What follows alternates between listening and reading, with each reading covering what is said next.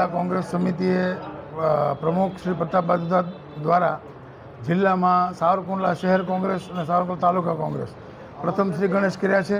અને અહીંયા ફોર્મની પ્રક્રિયા ઉપર પ્રદેશમાંથી આવેલી છે.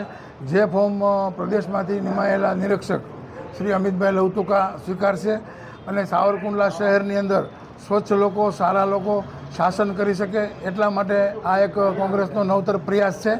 અને આ પ્રયાસ કોંગ્રેસે 10 વર્ષ પહેલાં કરેલો, એમાં કોંગ્રેસ સક્સેસ ગઈ હતી અને કોંગ્રેસનું બોર્ડ આવેલું હતું.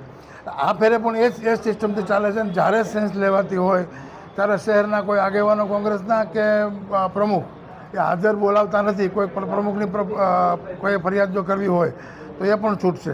કોંગ્રેસનો નવતર પ્રયાસ સાવરકુંડલા શહેરના વિકાસ માટે, નગરના વિકાસ માટેથી સારી પ્રભાવશાળી વ્યક્તિઓ આવે એ માટેનો કોંગ્રેસનો પ્રયાસ છે.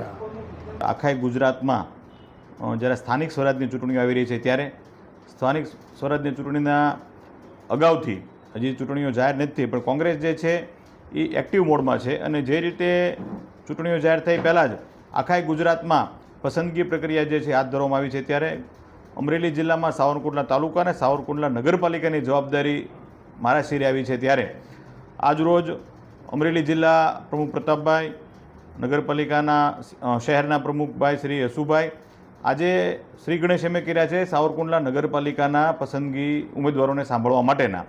ત્યારે આપ સૌ જાણો છો કે જે રીતે ગુજરાતમાં ભારતીય જનતા પાર્ટીના શાસનમાં જે રીતે લોકો જે ત્રાહિમામ થયા છે, ત્યારે સ્થાનિક આપણે વાત કરીએ તો નગરપાલિકાની અંદર પણ છેલ્લા 5 વર્ષના ભારતીય જનતા પાર્ટીના શાસનમાં ભ્રષ્ટાચારની વાત કરીએ, બેરોજગારીની વાત કરીએ, અહીંયા સ્થાનિક રોડની વાત કરીએ, ગટરના પાણીની વાત, ટ્રાફિકની વાત કરીએ, લોકો ખૂબ જ્યારે હેરાન છે.